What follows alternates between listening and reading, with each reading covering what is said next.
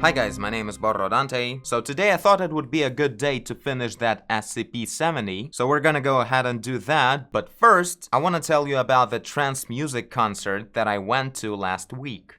So check out this 1-minute sequence I made.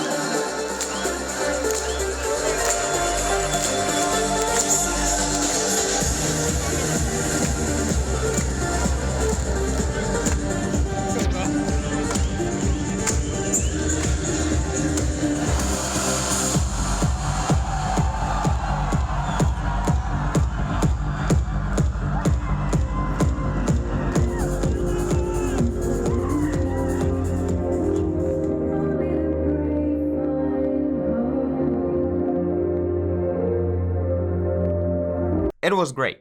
I've never been to an actual old-school trance music concert before, and this one turned out to be a huge one. There was like television everywhere, and people, so many people. It's been a lot of fun for about first 2 hours that we've been there. Afterwards, it started feeling a bit repetitive, or I don't know. There was a moment where it was like, I don't know, like I'm just bored of jumping in one place. And I'm jumping so much. Me and Nadia were the most dancing people in the whole crowd, I think. We always do that. I don't know, if you came to a concert of that kind of music, why are you standing still, right? Wasn't even planning to film there, so the whole footage that you've seen just now was filmed with my phone, which turned out to be pretty cool for the whole slow motion sequences, so that was cool. Anyway, let's start. SCP-070, Part 2. So here's the guy. A lot of you guys in the comments were constantly telling me, when are you gonna finish this? I was actually not exactly planning to finish this, cause, I don't know, it looked really fortunate the way it came out at this stage. So it's actually kinda gonna be hard to make it better with more detail. But I really wanna give it a try because generally the character isn't defined in its full form with this amount of strokes and details. Like the chains are obviously not chains yet, like they're just few strokes away from being actual chains, because that's how paintings work. But it may take some time to figure out what those strokes are. Also in the description right here it says that it's 22 chains hanging off each wing. So we obviously lack quite a few here. So let's go ahead and fix that. And also I think we should make a bit more of a mess with food on the ground. And I don't know, we'll see. So let's start. Ooh, let's also use the perspective guides. It really helped out with the previous next SCP we did with the rotting guy coming through the wall. And in here, I think we have a pretty messed up perspective. This feels a bit off. So yeah, let's see. One thing I want to do differently though, previously I used this tool, this one, and you kind of drag it out of the screen and stretch a lot, and then the lines become very rare, and you don't really need horizontal lines at all in this case. So it's not really made for this, it mostly is made for painting some kind of landscape with a horizon in the shot. Like, not super convenient in this case. So what I'm gonna do is a little trick that most concept artists usually do when they want to add some kind of perspective aid on the screen. So what you do is you create a series of straight lines. By the way, contrary to Photoshop, in PaintStorm Studio, to make a perfectly vertical or perfectly horizontal line, you have to do a little trick in a way that you can't just hold shift and start painting, because you'll end up doing this, which is, I don't remember exactly. Anyway, my arm remembers that something's wrong in here comparing to Photoshop. In this case, you're gonna have to start painting the stroke and then hold shift, and that's when you paint perfectly vertical. And I assume, yeah, perfectly horizontal as well. So we have this vertical line. Now I'm gonna clone quite a few of them. Should probably make it a bit sharper. Alt and click, Alt and click. They don't even have to be spreaded evenly. It may even be a good idea to position them wherever we need the line to be exactly in the painting, which is good side of doing this kind of stuff on your own and not using some kind of presets with the perfect grids. So I'm gonna use another guide in here because you always forget where the perspective direction should be when you go off the center of the screen. And like maybe a few guides in the middle. Probably could use a few in here as well. Basically almost evenly spread, right? Also, this should be really close to the edge. Because right now what I'm gonna do, I'm gonna merge all these lines together into one layer. And I'm gonna stretch them so they would follow the perspective I want. Because this is a one-point perspective, basically we're free to use any kind of lines that are initially parallel and then are distorted in one taper way towards the vanishing point that we imagine. So let's do something like this. So I'm trying to align, like, and here I want this guide for this edge of the wall. So I'm gonna put it somewhere around here. Keeping in mind that I don't want the perspective to go too insane, like too strong or something. Wow, it's been really off initially. Look at all the lines, they're just swimming around differently everywhere.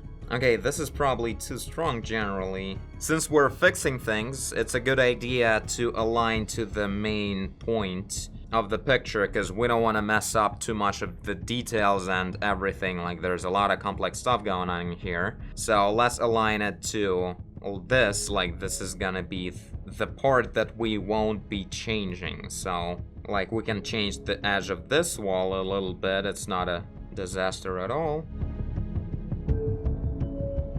Okay, I think this is a good one. And lock the layer so we would never paint in it. A whole lot more of work now. Okay, let's start fixing everything and adding more chains. I already added one.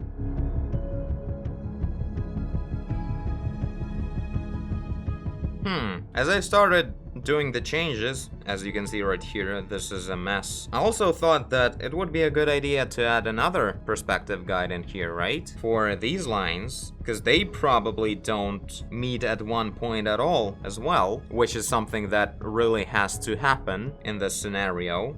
So let's add another guide. Again, we'll start with something close to the main point, like this, and this align, for instance. So in here, obviously, very different direction, which makes no sense whatsoever. So it's supposed to be like this, which is not cool at all. Also, actually, it's all wrong initially, in a sense that you can see that the heads of these agents, they kind of go shorter and shorter, closer to the horizon. And the vanishing point of this sword should be on the horizon line. So it has to be somewhere around here. Like, yeah, let's actually start with the horizon line. So here's the horizon. And now let's find the vanishing point, which is gonna be quite different from absolutely everything we have. Wow, this is gonna be quite the episode, learning-wise. Because, wow, did I mess up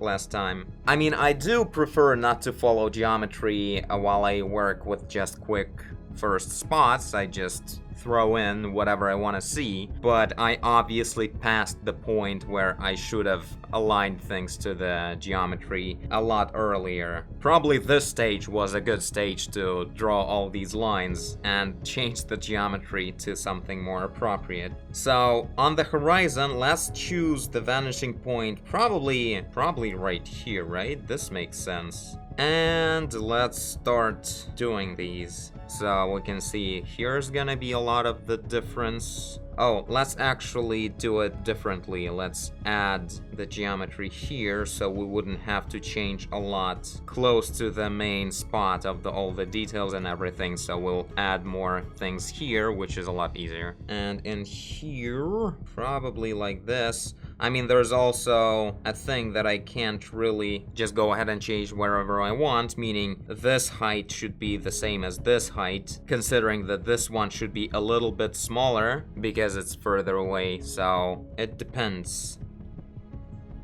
No, it's actually just about right. This height, and in here, it's a little bit smaller. Good enough. Let's actually remove all these opposite edges, because they're gonna only be an obstacle to understand what's going on. Okay, and here, about here, so we wouldn't change the height of this lower one too much. Horizon will be dashed. So let's see how this goes. Let's first mark in the bottom line, and somewhere in the middle of this angle, this is where the middle section should go. But, I mean, again, the closer one should be much bigger because this perspective is really strong. Some additional lines here and there won't hurt. So at this point, we actually work with 2-point perspective. That means I could use an guide for 2-point perspective right here. Although they both stick to the horizon, you see, they're kind of aimed to be the horizontal vanishing points, and it's gonna be kind of a pain to make them more custom than that. Like, I don't want to use 2 horizon points, I want to use 1 horizon point, and the other one should be the vertical vanishing point that only appears in the 3-point perspective. Here it is. But all the lines from this other point that I don't need to use are gonna be standing in the way, so not really comfy to use in this case. Good, so I didn't mess up by forgetting about it. Okay, so now we have a lot of stuff going on. We should probably kind of color code these. Like, the lines coming from horizon should be like red, and the other ones should be blue. Oh, here it is. Okay, I think this I can work with. And the horizon line, let it be white. And altogether less opaque. Cool, we can work now.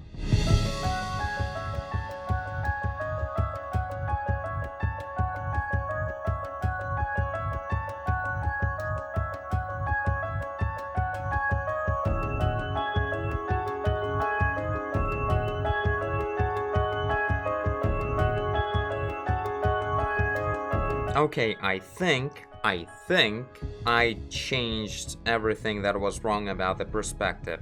Right? Looking good? I guess so. Made the guy a lot bigger in here, because it didn't make sense, since this perspective line shows that this is the height of the guy right here, so if he would be standing that close to the wall, he would be this height, but he's a bit further away from it, closer to the camera, so he's even bigger than that. So I made him a lot bigger than in the original. Oh my god, this looks like a child's drawing comparing to this. I mean, there's a lot of things that are wrong about this image as well so far. I think this line should go a bit further away and go somewhere around here. But I mean, what is this? This looks so much more serious. I mean, a whole bunch of details and rendering are gone, obviously, but still, this looks like it's gonna be much more awesome. But before we continue, I need a little bit of a break.